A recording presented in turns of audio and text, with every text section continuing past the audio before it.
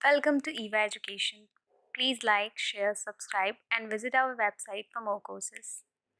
तो मेरे प्यारे बच्चों, कैसे हैं आप लोग? आशा करता हूँ आप लोग बहुत मस्त होंगे और क्लास 8 आपकी हो चुकी है, रिजल्ट आपके हाथों में है और अब हम आ गए हैं कहाँ पे? क्लास 9th में। पीछे मैंने कुछ क्लासेस ली थी यूट्यूब के ऊपर, जहाँ बहुत सारे बच्चों ने मुझसे रिक्वेस्ट की कि सर ऐसा करिए कि आप जो मैथ आप इंग्लिश में करा रहे हैं वो हमारी मातृभाषा हिंदी में करा दीजिए। तो उसी को ध्यान रखते हुए आज से हम लोग क्लास 9th का मैथ हिंदी भाषा, जो हमारी अपनी प्यारी भाषा है, उसमें शुरू करने जा रहे हैं। और मैथ से डरना नहीं है। कुछ बच्चों को मैंने सुना कि वो कहते हैं कि मैथ्स मतलब मेरी आत्मा तुझे सताएगी, इस टाइप की फ्रेमिंग करते हैं मैथ्स को लेकर। ऐसा कुछ नहीं है। मैथ्स क्या है? मैथ्स कहता है मैं आया हूँ तुझे सिखाने, ज़िंदगी के बहुत सारे राज बताने। तो मैथ्स हमें आनी चाहिए और मैथ आएगी भी। आपका स्वागत आपकी अपनी क्लास में मैं ओम सर कर रहा हूँ। तो चलिए शुरू करते हैं संख्या पद्धति नंबर सिस्टम। क्लास 9th का ये पहला चैप्टर है जिसमें हम लोग नंबरों को कैसे यूज करते हैं, क्या क्या उसमें होता है, उसको हम लोग देखेंगे। देखिए, क्लास 9th का जो मैथ्स आपका है वो क्लास 8 के मैथ से थोड़ा सा टफ है, लिटिल बिट। और टफ क्या, जो बच्चे मेहनत करेंगे वो सबका हो जाएगा, ठीक है। तो ऐसा कुछ भी नहीं है कि बहुत ज़्यादा टफ हो, लेकिन लिटिल बिट थोड़ा सा टफ तो है ही। तो उसी कठिनाई को दूर करने के लिए मैं आपके सामने आज आ गया हूँ। तो आज हमारी ये पहली क्लास है, इसी क्लास को हम लोग कंटिन्यू करेंगे और मैथ को आसान तरीके से समझते जाएंगे। क्या कहता है मैथ्स? मैं आया हूँ तुझे सिखाने। क्या? मैं आया हूँ तुझे सिखाने, जिंदगी के बहुत सारे राज बताने। तो चलिए शुरू करते हैं।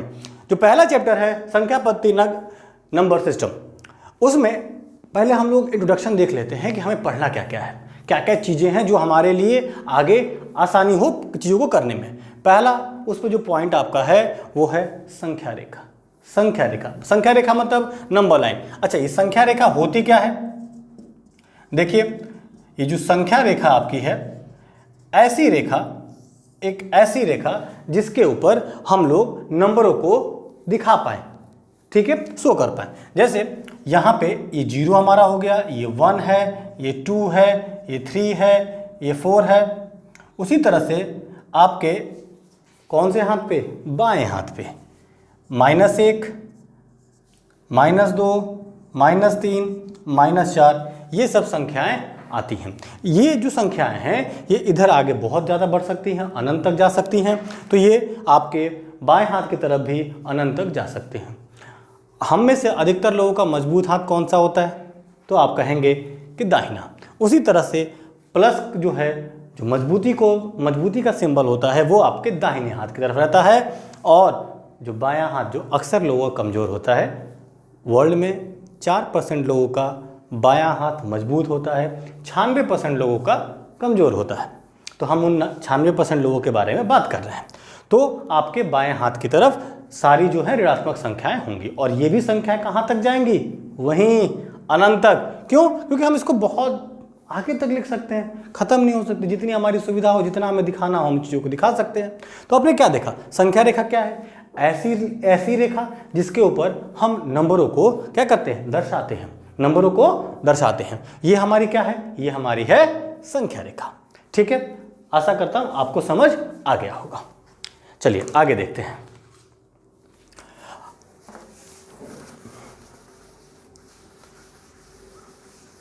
अगली जो रेखा है जिसके बारे में हम बात करने वाले हैं वो है आपकी प्राकृतिक संख्या। रेखा नहीं, नंबर। अगला नंबर क्या है? वो है प्राकृतिक संख्याएं। प्राकृतिक संख्या, ये जो संख्याएं हैं, प्राकृतिक संख्याएं या प्राकृतिक संख्या, ये होती क्या है? जब आप किसी भी संख्या का उपयोग व्यक्तियों को गिनने में, सामानों को गिनने में या क्रमबद्ध रूप में लगाने में करते हैं तो वो सारी संख्याएं क्या कहलाती हैं? प्राकृतिक संख्या। जैसे आपको उदाहरण देकर समझाता हूँ। मान लीजिए कि यहाँ पे 5 किताबें रखी हुई हैं, तो आप उनको कैसे गिनते हैं? 1, 2, 3, 4, 5, ऐसे गिनते हैं ना। या हमें लोगों को लाइन से लगाना है और उनको नंबर देने हैं, तो हम कैसे स्टार्ट करेंगे? भाई ये 1, ये 2 है, ये 3 है, ये 4 है। ऐसा तो नहीं करते ना कि भाई 0 ये लो तुम माइनस हो, ये तुम प्लस हो। प्लस तो होता है, माइनस में तो नहीं होता ना। किसी व्यक्ति को हम नहीं कहते ना कि ये लो भाई तुम्हारा नंबर क्या है, तो -10 है, तुम -10 नंबर पे हो, -9 नंबर पे हो, तुम 0 नंबर पे हो। ऐसा कहीं कहते हैं? नहीं कहते ना। हम क्या कहते हैं कि ये लो जो तुम 1 नंबर पे हो, ओ राजू तुम 2 नंबर पे हो, ओ सुरेश तुम 3 नंबर पे हो। इस तरह से। या हमें चीज़ों को गिनना हो तो हम क्या कहते हैं कि हमारे पास 5 सेब हैं, ठीक है, 1 दर्जन केले हैं, ठीक है, 6 हमारे पास क्या हैं, किताबें हैं, 10 कलमें हैं। तो इस तरह की संख्या नंबरों का इस्तेमाल जहाँ पे हम चीज़ों के लिए करते हैं वो हमारी होती हैं प्राकृतिक संख्या। मतलब हमने क्या देखा, प्राकृतिक संख्याओं का उपयोग हम चीज़ों को क्रमबद्ध रूप में लगाने में या फिर लिखने में कर सकते हैं, ठीक है, गिनने में, लिखने में, क्रमबद्ध रूप में लगाने में। इसके जो डेफिनेशंस हैं आप चाहें तो नोट कर लें, नहीं तो हमारे टेलीग्राम चैनल पे इसका मैं आपको सारा जो PDF में मटेरियल प्रोवाइड करा दूंगा, आप वहाँ से भी इसको डाउनलोड कर लीजिएगा, प्रिंट आउट निकाल के आप पढ़ सकते हैं, ठीक है। उसके लिए कोई चिंता करने की बात नहीं है। अभी आप बस यहाँ पे चीज़ों को समझिए कि चीज़ें होती क्या हैं। ये मैं जो पढ़ा रहा हूँ ये सब कुछ आपको PDF के तौर पर मिल जाएगा, ठीक है। तो नोट्स बनाने की ज़रूरत नहीं है। यदि कुछ लोग बनाना चाहते हैं तो बना भी सकते हैं। चलिए शुरू करते हैं। देखिए, तो प्राकृतिक संख्या नेचुरल नंबर स्टार्ट कहाँ से होगा? तो ये हो जाएंगे प्राकृतिक संख्याएं 1, 2, 3, 4, 5, ऐसे ही ये आगे बढ़ती जाएंगी। इन संख्याओं को हम लोग क्या कहते हैं? प्राकृतिक संख्याएं। क्या है ये? प्राकृतिक संख्याएं। शुरू कहाँ से होती हैं? तो 1 से। शुरू कहाँ से होती हैं? तो 1 से। तो सबसे छोटी प्राकृतिक संख्या क्या होगी? ऐसे क्वेश्चन पूछ देता है 1 नंबर में MCQ, तो क्या हो जाएगी? वो हो जाएगी हमारी क्या? यस, 1। क्या हो जाएगा वो? 1 हो जाएगा। सबसे छोटी प्राकृतिक संख्या हमारी क्या है? वो 1 है। अच्छा, ये संख्याएं जाएंगी कहाँ तक?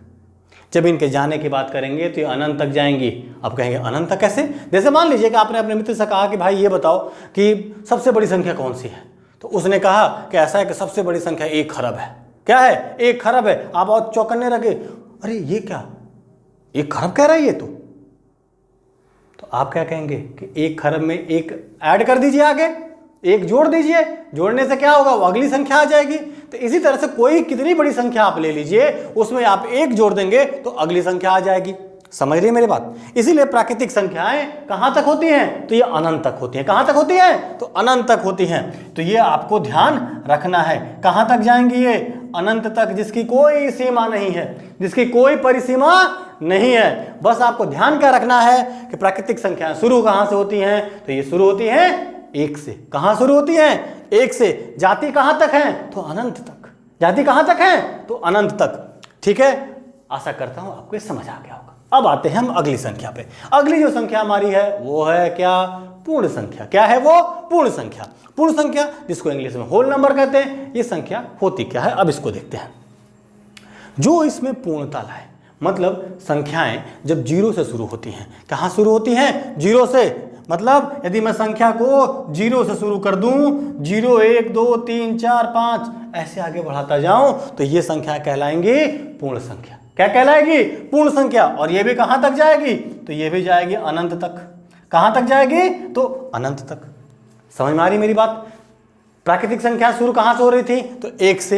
1, 2, 3, 4, 5। और पूर्ण संख्या कहां शुरू हो रही है? तो 0 से। 0, 1, 2, 3, 4, 5। तो सबसे छोटी पूर्ण संख्या क्या होगी? तो आप कहेंगे 0। सबसे छोटी पूर्ण संख्या क्या हो गई? तो आप कहेंगे 0।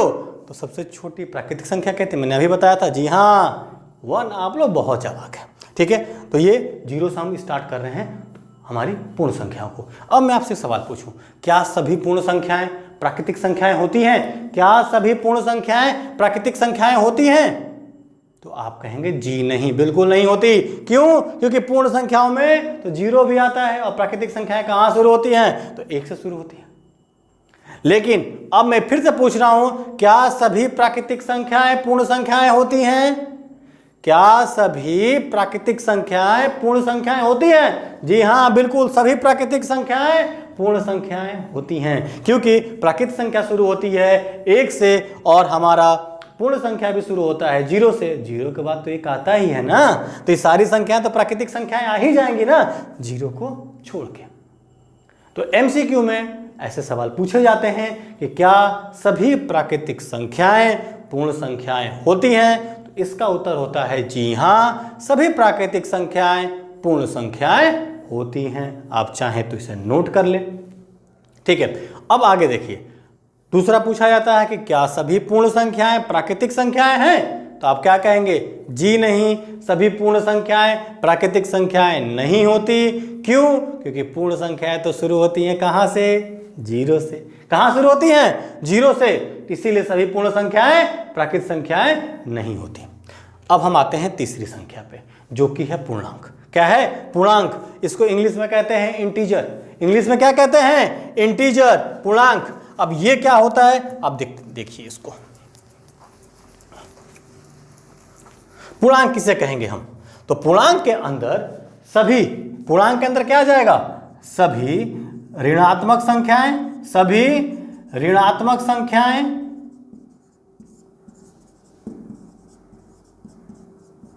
जीरो मतलब शून्य, जीरो, और सभी धनात्मक संख्याएं, सभी धनात्मक संख्याएं। ये क्या होती हैं, ये कहलाती हैं पूर्णांक, इंटीजर्स। क्या कहलाती हैं, पूर्णांक, इंटीजर्स। मतलब सभी ऋणात्मक संख्याएं, जितनी भी ऋणात्मक संख्याएं हैं, -1 से शुरू करिए और अनंत तक चले जाइए, सभी ऋणात्मक संख्याएं, शून्य हमारा जीरो जो कि बीच में आ गया, और सभी धनात्मक संख्याएं। जैसे हमने सब संख्या रेखा देखा था, तो वहां क्या देखा था, संख्या रेखा पे दोनों तरफ हम लोग यहाँ जीरो रखते थे और इधर धनात्मक संख्या रखते थे और इधर ऋणात्मक संख्या रखते थे। तो ये जो धनात्मक और ऋणात्मक संख्याएं हैं और शून्य के साथ, इन सभी संख्याओं को हम लोग कहते हैं पूर्णांक, इंटीजर। समझ में आ रही मेरी बात। अभी प्राकृतिक संख्याएं कहाँ शुरू हो रही थी, तो 1 से। पूर्ण संख्या कहाँ शुरू हो रही थी, तो 0 से, और 0 के और पहले अपनी बाईं तरफ आप आगे बढ़ते जाते हैं तो वहाँ क्या आती हैं, सभी ऋणात्मक संख्याएं, और ये सभी ऋणात्मक संख्याएं, 0 अर्थात शून्य, और सभी धनात्मक संख्याएं, ये सभी मिलकर क्या बनाती हैं, तो ये बनाती हैं पूर्णांक। क्या बनाती हैं, पूर्णांक। समझ में आपको आ गया होगा। अब हम आते हैं अपनी अगली संख्या, जो कि है सम संख्या। बचपन से आप लोग पढ़ते आ रहे हैं। सम संख्याएं होती क्या हैं, ऐसी सभी संख्याएं जो कि 2 से विभाज्य हो। सभी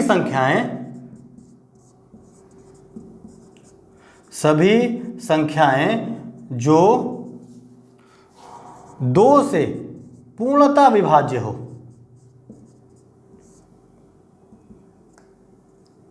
पूर्णतः विभाज्य हो। इसका मतलब क्या हुआ, यदि कोई नंबर है, कोई भी संख्या है, जैसे मान लीजिए कि मैंने ले लिया 12, मैंने क्या ले लिया, 12 को आप 2 से भागा दे दीजिए, तो कितनी बार में 2 की टेबल में 12 कितनी बारी में आता है, तो आप कहेंगे 6 बारी में। तो 6 बार में आ गया, यहाँ पे हमने 12 लिख दिया, और ये हमने माइनस किया, 2 में से 2 0, 1 से गया 0, यहाँ कुछ भी नहीं बचा ना, 2 0 बच गए, रिमाइंडर 0 आया। तो 12 जो है एक क्या है, एक इवन नंबर है, एक सम संख्या है। क्या है, पहचानने का बहुत आसान सा तरीका होता है। यदि किसी भी संख्या की इकाई यदि शून्य, क्या हो इकाई, 0, 2, 4, 6 या 8, क्या हो इकाई, क्या हो 0, 2, 4, 6 और 8। तो ऐसी सभी संख्याएं सम संख्याएं कहलाती हैं। विभाज्यता का नियम है, मैं आपको अगली क्लास में जरूर से बताऊंगा, जहां से आप किसी भी संख्या को देख के बता पाएंगे कि ये संख्या इस संख्या से विभाज्य होगी कि नहीं होगी, वो आगे क्लासेस में देखेंगे। तो अभी पहचानने का सम संख्या का क्या नियम है कि वह या तो वो 2 से विभाज्य हो जाए पूरी तरह, या फिर आप उसको देख के पहचान सकते हैं कि यदि उसकी इकाई 0 हो, 2 हो, 4 हो, 6 हो और 8 हो, तो वो क्या कहलाएगी, हाँ जी सम संख्या। क्या कहलाएगी, सम संख्या। अगली संख्या हमारी क्या है, वो है विषम संख्या। क्या है हमारी अगली संख्या, वो है विषम संख्या। विषम संख्या क्या होती है, विषम संख्याएं क्या होती हैं, तो ऐसी सभी संख्याएं जो 2 से विभाज्य न हो, जो 2 से विभाज्य न हो, ऐसी सभी संख्याओं को हम लोग कहते हैं विषम संख्या। जो संख्याएं, सभी संख्याएं जो 2 से विभाज्य न हो, ऐसी सभी संख्याओं को हम लोग विषम संख्या कहते हैं। पहचानने का तरीका क्या है? तो वही इकाई पे क्या आना चाहिए? 1, 3, 5, 7 और 9। क्या आना चाहिए? 1, 3, 5, 7 और 9। ऐसी सभी संख्याओं को हम क्या कहते हैं? विषम संख्या। क्या कहते हैं? विषम संख्या। अगली देखिए, अगली जो आपकी संख्या है वो है अभाज्य संख्या, प्राइम नंबर। क्या है आपकी अगली संख्या? अभाज्य संख्या।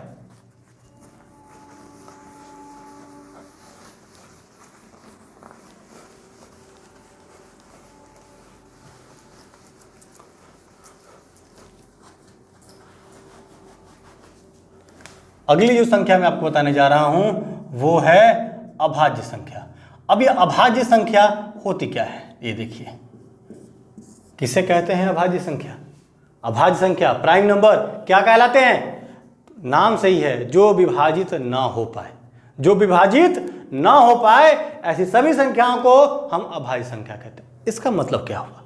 मतलब ये हुआ कि यदि किसी भी संख्या का गुणनखंड सिर्फ वो खुद या फिर एक हो, ऐसी सभी संख्याओं को हम लोग अभाज्य संख्या कहते हैं। क्या मैंने कहा?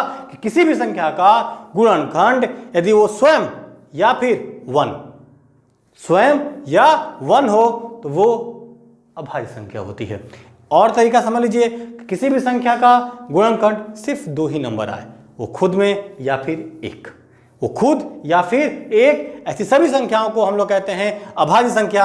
आप एग्जाम्पल समझिए, जैसे कि 2, 3, 5, 7, 11, 13, 17, 19, 23, 29, 31, ये सभी संख्याएं।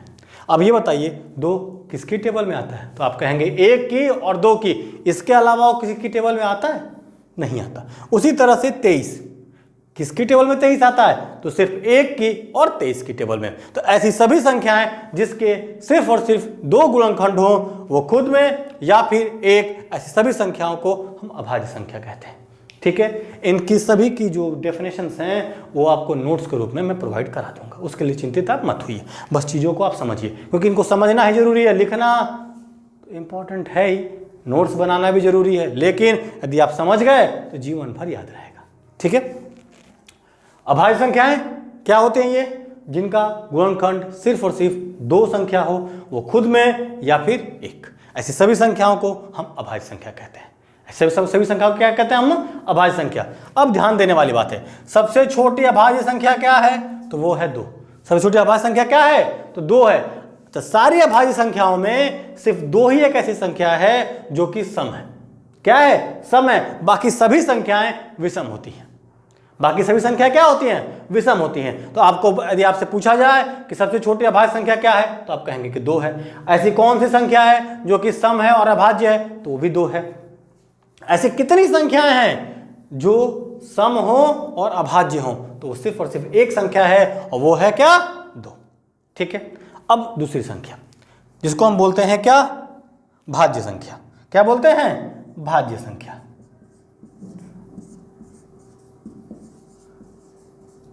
देखिए, भाज्य संख्या में क्या होता है?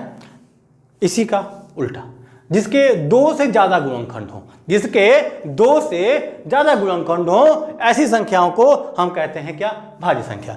एग्जाम्पल के तौर पर देखिए, 4 किस किस की टेबल में आएगा? तो आप कहेंगे कि 1 के टेबल में आ जाएगा, 2 के टेबल में आ जाएगा और 4 के टेबल में आ जाएगा। तो 2 से ज्यादा गुणनखंड इसके हुए, जो 2 से ज्यादा इसके फैक्टर हो गए ना। ठीक है, तो इस कंडीशन में ये हो गई भाज्य संख्या। क्लियर है मेरी बात? ऐसी कोई भी संख्या जिसके 2 से ज्यादा गुणनखंड हो, मतलब जो 2 से ज्यादा के टेबल में वो आए, ऐसी सभी संख्याओं को हम भाज्य संख्या कहते हैं। 2 मतलब मैं 2 डिजिट्स की बात कर रहा हूं, जैसे कि 1 और वो खुद। उसके अलावा किसी और की भी टेबल में वो संख्या आनी ही चाहिए। टेबल मतलब पहाड़ा। ठीक है, वहां पे वो संख्या आनी ही चाहिए। ऐसी सभी संख्याओं को हम भाज्य संख्या कहते हैं। जैसे एग्जांपल देख लीजिए, 4 हो गया, 6 हो गया, 8 हो गया, 9 हो गया, 12 हो गया। ये सभी संख्याएं क्या हैं? ये सभी संख्याएं भाज्य संख्या हैं, क्योंकि ये खुद और एक के अलावा किसी न किसी के टेबल में जरूर आती हैं। तो ये सभी संख्या क्या कहलाएंगी? भाज्य संख्या कहलाएंगी। समझ में आ गया? तो आपने क्या देखा कि ये अभाज्य संख्या 2 से शुरू हुई, 2 3 4 यहां आ गया भाज्य संख्या में। तो एक कहां गया? एक का क्या है? एक को मैंने क्यों नहीं यहां दर्शाया? तो आपको ये ध्यान रखना है कि एक जो है, एक 1, ये न ही भाज्य है और न ही अभाज्य है। क्या याद रखेंगे कि एक जो है वो न ही भाज्य है और न ही अभाज्य है। ठीक है, नाइदर प्राइम नॉर कंपोजिट। कौन है वो? तो वो एक है। ठीक है, ना वो इस पक्ष में है ना वो इस पक्ष में है, वो गुट निरपेक्ष है। किसी भी गुट का भाग वो नहीं है। गुट निरपेक्षता आगे आप पढ़ेंगे कहां पे? एसएसटी में। चलिए बाद में बात करते हैं उसके बारे में। तो ये एक क्या है आपका? न इस पक्ष में है अभाज्य के पक्ष में, और न ही है वो भाज्य के पक्ष में, वो अकेला ही है, अकेला चलता जाएगा। ठीक है, समझ में आपको आ गया? तो अभाज्य संख्याएं, भाज्य संख्याएं मैंने बता दी। सबसे छोटी अभाज्य संख्या 2 होती है, सबसे छोटी भाज्य संख्या 4 है। एक जो है वो न ही भाज्य है और न ही अभाज्य है। अब देखते हैं हम लोग अगली संख्या। अगली संख्या क्या हमारी आती है?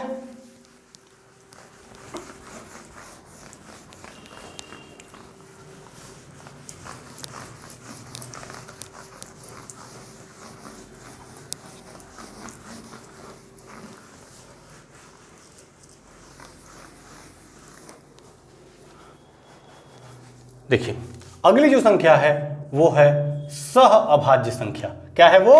सह अभाज्य संख्या।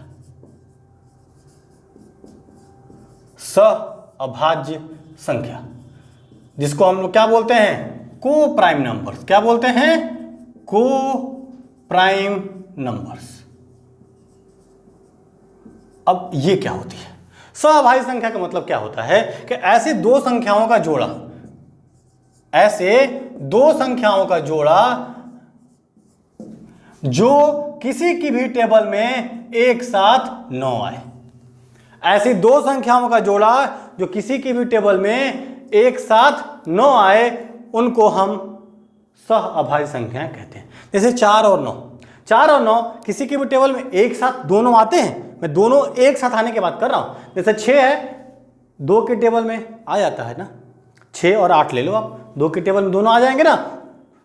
द्वितीयाई 6 2 चौका 8, दोनों आ जा रहा है। लेकिन 4 और 9 ये किसी की टेबल में एक साथ आते हैं? नहीं आते। तो ये दोनों एक साथ क्या हो गए? सह अभाज्य संख्याएं हो गई।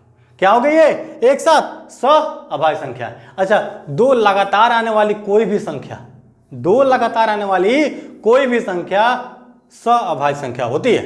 मतलब क्या कह रहा हूं मैं? 4 5 12 13 14 15 16 17 21 22 78 79, ये सब क्या है? आप बताइए। सह अभाज्य संख्या है। सह अभाज्य संख्या है। दो लगातार आने वाली कोई भी संख्या सह अभाज्य संख्या होती है।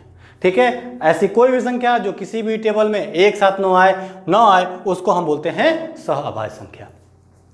दूसरी संख्या जो होती है वो होती है जुड़वा अभाज्य संख्या।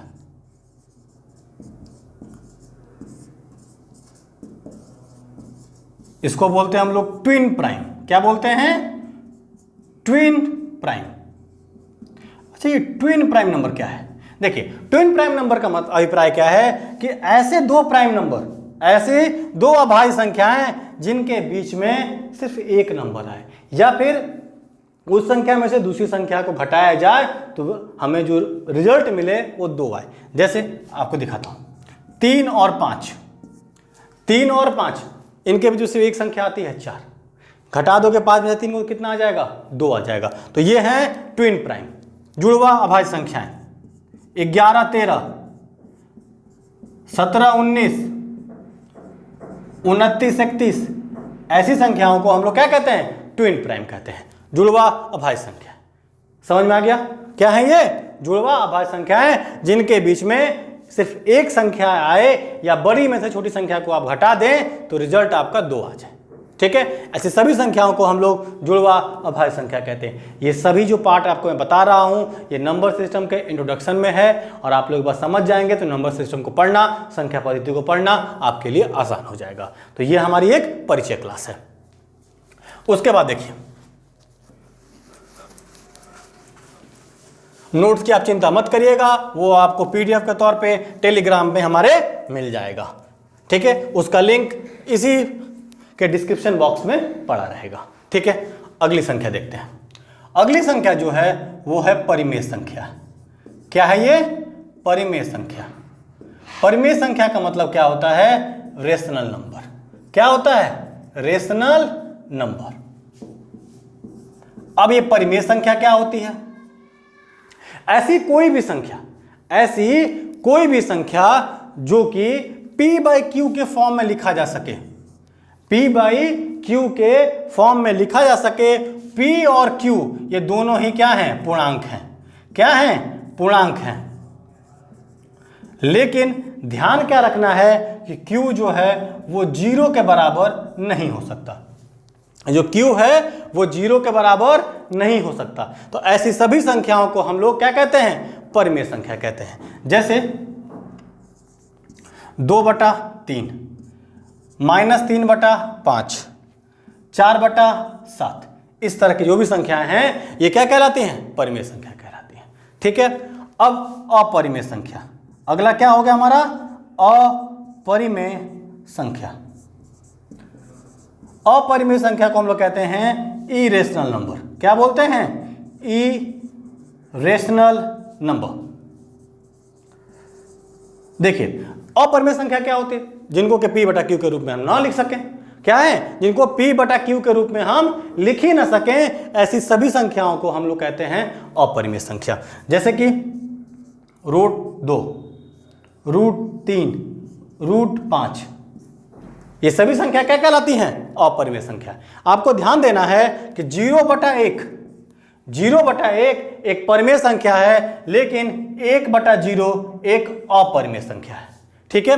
0/1 क्या है? एक परिमेय संख्या है, तो 1/0 क्या है? एक अपरिमेय संख्या है। इसको आपको ध्यान रखना है, ठीक है। समझ में आ गया आप लोग को? चलिए अगला देखते हैं।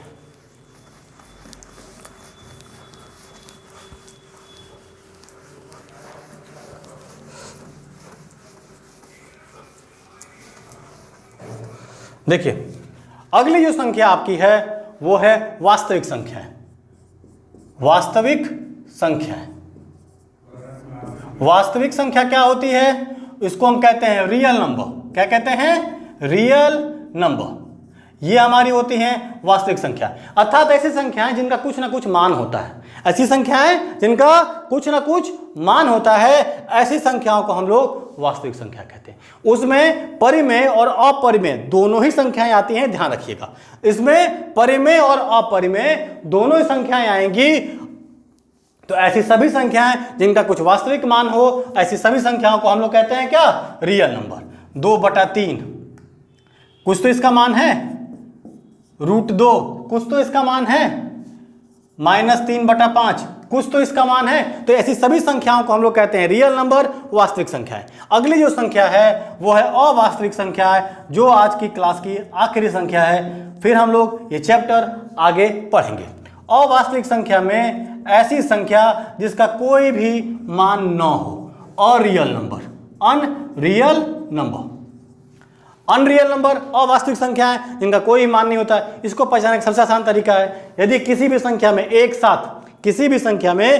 साथ परिमेय और अपरिमेय संख्याएं आ रही हैं, ठीक है, तो ऐसी संख्याएं क्या होती हैं? अनरियल नंबर होती हैं। जैसे कि 3 -√5, 3 -√5, 3 +√5, 5 √5, ये सब क्या हो जाएंगी? अनरियल नंबर से, ठीक है। आशा करता हूं आपको ये क्लास पसंद आई होगी और आपके एक्सरसाइज की क्लास में जल्दी ही लेके आ रहा हूं। तब तक आप लोग इसको रिवाइज कर लीजिए एक बार, और नोट्स की चिंता मत करिए। टेलीग्राम में मैं इसका PDF आपको प्रोवाइड करा दूंगा, जहां से आप उसको निकाल कर अच्छे से पढ़ सकते हैं। तो आपकी क्लास में फिर मैं आपका आगे स्वागत करूंगा। तब तक इसे रिवाइज करते रहिए। मिलते हैं नेक्स्ट क्लास में। धन्यवाद।